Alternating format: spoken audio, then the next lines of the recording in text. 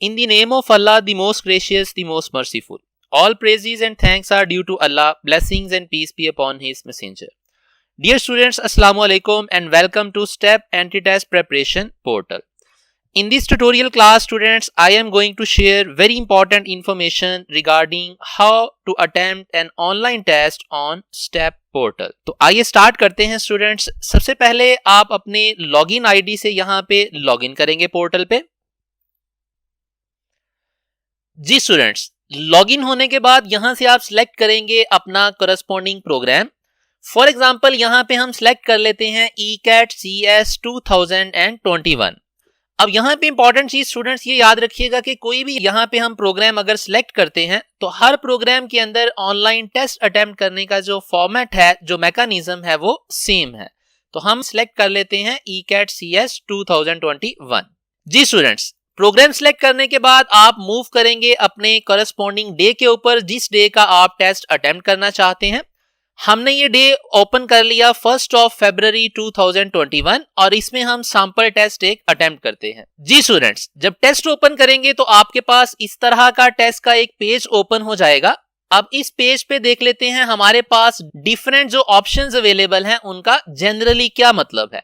सबसे पहले अगर देखा जाए स्टूडेंट्स, हमारे पास यहाँ पे एक टाइमर जो है वो ऑन हो गया. ये टाइमर जो है वो बताएगा हमारे टेस्ट का टोटल टाइम क्या है और जो ही यहाँ पे टाइमर जो है उस पे टाइम की वैल्यू 0 होगी तो टेस्ट जो है वो ऑटोमेटिकली फिनिश हो जाएगा और आपको ये पेज जो है वो रिजल्ट पेज के ऊपर ऑटोमेटिकली मूव कर जाएंगे आप. अब फर्दर यहाँ पे देख लेते हैं हमारे पास यहाँ पे 4 सेक्शंस मौजूद हैं. एक है हमारे पास फिजिक्स, देन है कंप्यूटर साइंस, देन मैथमेटिक्स और लास्ट पे क्या है, इंग्लिश का सेक्शन मौजूद है.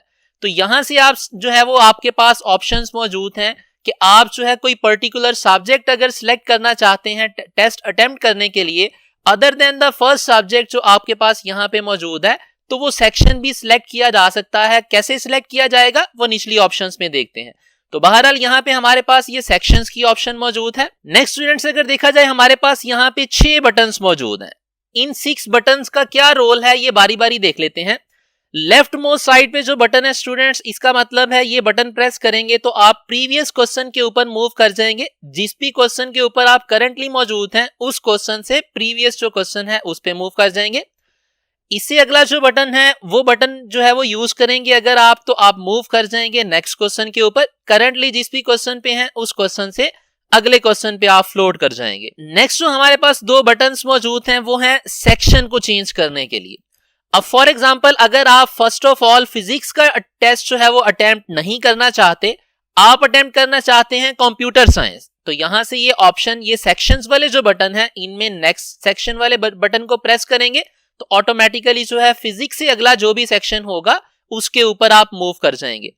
और इसी तरह से अगर प्रीवियस सेक्शन में जाना हो तो प्रीवियस सेक्शन वाली ऑप्शन को सिलेक्ट करेंगे तो आप प्रीवियस सेक्शन पे मूव कर जाएंगे. अब इसमें एक और चीज देखिएगा स्टूडेंट्स, जब आप नेक्स्ट सेक्शन पे मूव करेंगे तो यहाँ पे हमारे पास जो है कंप्यूटर साइंस पे जब मूव करेंगे तो इसका MCQ जो है यहाँ पे हमारे पास सैंपल टेस्ट के अंदर फिजिक्स के 5 चूंकि MCQs मौजूद थे तो कंप्यूटर की MCQs की नंबरिंग जो है वो स्टार्ट हो जाएगी 6 से. इसी तरह से जब हम नेक्स्ट सेक्शन पे जाएंगे मैथमेटिक्स के लिए तो चूंकि कंप्यूटर साइंस के भी 5 MCQs थे, फिजिक्स के भी 5 MCQs थे, तो मैथमेटिक्स की MCQs जो है वो कहां से स्टार्ट हो जाएंगे, 11 से स्टार्ट हो जाएंगे. तो यूं आपके पास ये सेक्शंस वाले बटन का रोल पता चल गया. नेक्स्ट स्टूडेंट्स, हमारे पास है फर्स्ट क्वेश्चन और लास्ट क्वेश्चन, ये 2 बटन्स मौजूद हैं. अब यहाँ पे फर्स्ट क्वेश्चन वाले बटन का क्या मतलब है और लास्ट वाले बटन का क्या मतलब है. अगर स्टूडेंट्स यहाँ पे आप सिलेक्ट करेंगे फर्स्ट क्वेश्चन वाले बटन को तो जो ही आप फर्स्ट क्वेश्चन वाले बटन को सिलेक्ट करेंगे तो आपके पास पूरे टेस्ट में जो क्वेश्चन नंबर 1 होगा उस वाले क्वेश्चन के ऊपर आप डायरेक्टली मूव कर जाएंगे. इसी तरह से अगर आप लास्ट क्वेश्चन का बटन जो है वो क्लिक करेंगे तो आप जो है वो सब्जेक्ट इस टेस्ट के अंदर जो लास्ट वाला सब्जेक्ट है उसका लास्ट जो MCQs होगा डायरेक्टली उसके ऊपर फ्लोट कर जाएंगे. अब ये फर्स्ट क्वेश्चन और लास्ट क्वेश्चन वाला जो बटन्स हैं 2, इनका यूज क्या है, ये इसलिए यूज करेंगे स्टूडेंट्स कि अगर आप पेपर पूरा अटेम्प्ट कर लेते हैं, अटेम्प्ट करने के बाद आप पूरे का पूरा पेपर जो है उसका ओवरव्यू करना चाहते हैं सीक्वेंस के साथ, आप असेंडिंग ऑर्डर में व्यू करना चाहते हैं या डिसेंडिंग ऑर्डर में व्यू करना चाहते हैं, तो उसके करस्पॉन्डिंग आप ये वाले बटन यूज कर सकते हैं। फर्स्ट क्वेश्चन पे क्लिक करेंगे तो क्वेश्चन नंबर 1 से ऑनवर्ड आप जो है वो मूव करना शुरू हो जाएंगे और यहां से नेक्स्ट क्वेश्चन वाले बटन को क्लिक करके सीक्वेंस के साथ आप असेंडिंग ऑर्डर के अंदर सारे के सारे क्वेश्चंस को व्यू कर लेंगे।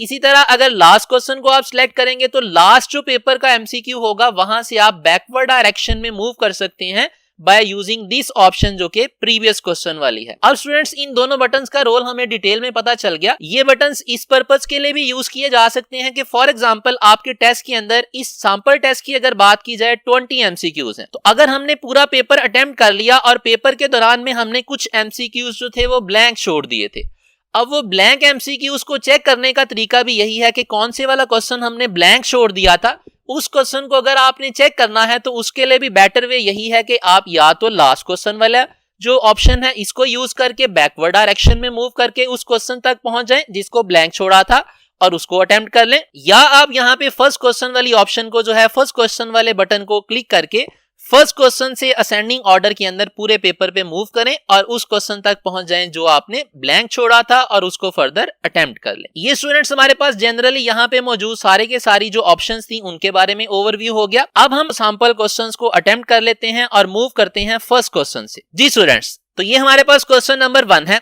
यहाँ पे ऊपर लिखा हुआ आ रहा है अटेम्प्टेड एमसीक्यूज और यहाँ पे इनिशियली क्या है 0 है, अभी हमने कोई एमसीक्यू अटेम्प्ट नहीं किया।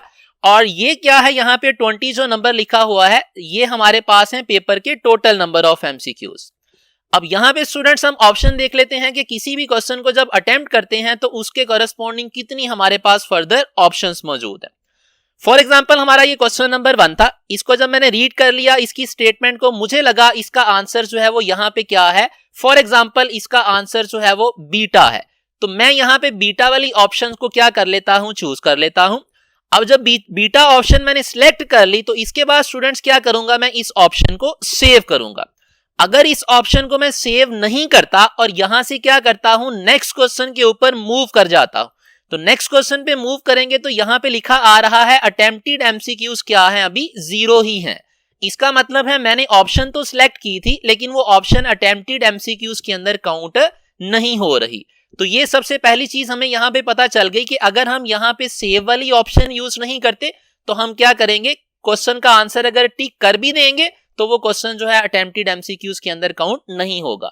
नेक्स्ट स्टूडेंट अगर क्या करेंगे, हमारे पास दूसरी ऑप्शन क्या है कि ये क्वेश्चन का आंसर सिलेक्ट कर लिया, अब इसको क्या करेंगे, सेव करेंगे। जब इस ऑप्शन को सेव कर लेंगे तो यहाँ पे क्या आ जाएगा, अटेम्प्टेड एमसीक्यू आ जाएगा। अटेम्प्टेड एमसीक्यूज की तादाद में क्या हो जाएगा, 1 का इजाफा हो जाएगा। तो ये पहला ही क्वेश्चन था तो यहाँ पे आ गया अटेम्प्टेड एमसीक्यूज 1 आ गया। तो यहाँ पे आपने मोस्ट इंपॉर्टेंट चीज याद रखनी है कि जब भी किसी क्वेश्चन का आंसर आपने टिक करना है तो उसको क्या करना है, फौरन सेव कर देना है। नेक्स्ट स्टूडेंट्स हमारे पास एक और ऑप्शन मौजूद है, that is the option of review. अब इस ऑप्शन का क्या मतलब है, नेक्स्ट क्वेश्चन पे जाके देखते हैं। अब यहाँ पे देखिएगा क्वेश्चन नंबर 2 हमने ओपन कर लिया। अब रिव्यू वाली ऑप्शन का मतलब यहाँ पे क्या है, अगर हम किसी एमसीक्यू के अंदर 2 ऑप्शंस में कंफ्यूज हैं, उनमें से कोई एक ऑप्शन फॉर एग्जांपल हम सिलेक्ट कर लेते हैं और उस ऑप्शन को सिलेक्ट करने के बाद हम उस क्वेश्चन को कर लेते हैं यहाँ पे डायरेक्टली डाल देते हैं रिव्यू लिस्ट के अंदर। तो इस रिव्यू बटन को क्लिक करने पे क्या होगा, वो वाला जो एमसीक्यू है वो अटेम्प्टेड एमसीक्यू के अंदर काउंट नहीं होगा। क्या होगा यहाँ पे, जब इसको रिव्यू लिस्ट में डालेंगे तो यहाँ पे पेज पे नीचे क्या होगा, रिव्यू क्वेश्चंस की एक लिस्ट तैयार होती जाएगी। अब इसका मतलब ये होगा कि अगर पूरे पेपर के अंदर 3, 4, 5 एमसीक्यूज हम रिव्यू लिस्ट में डाल देते हैं तो at the end of the paper हमारे पास जो टाइम बचेगा उसमें क्या करेंगे, बारी बारी यहां से क्वेश्चंस जो हैं वो सिलेक्ट करते जाएंगे। जब यहाँ पे रिव्यू लिस्ट में किसी पर्टिकुलर क्वेश्चन के ऊपर क्लिक करेंगे तो पेज जो है वो डायरेक्टली उस क्वेश्चन के ऊपर मूव कर जाएगा। अब हम दोबारा से उस क्वेश्चन को रिव्यू कर सकते हैं कि उसकी कौन से वाली ऑप्शन जो थी वो एक्चुअली में ट्रू थी। अगर ऑप्शन हम चेंज करना चाहते हैं तो यहाँ पे हमारे पास चेंज करने की ऑप्शन मौजूद है। फॉर एग्जांपल मैं बीटा की बजाय चार्ली टिक करना चाहता हूं तो चार्ली को टिक कर लूंगा। अब जब इस ऑप्शन को टिक कर लूंगा, आफ्टर दैट क्या करूंगा, इसको मैं सेव कर दूंगा। जब तक स्टूडेंट इसको हम सेव वाली ऑप्शन में नहीं डालेंगे तब तक यहाँ पे अटेम्प्टेड एमसीक्यू के अंदर ये एमसीक्यू जो है वो काउंट नहीं होगा।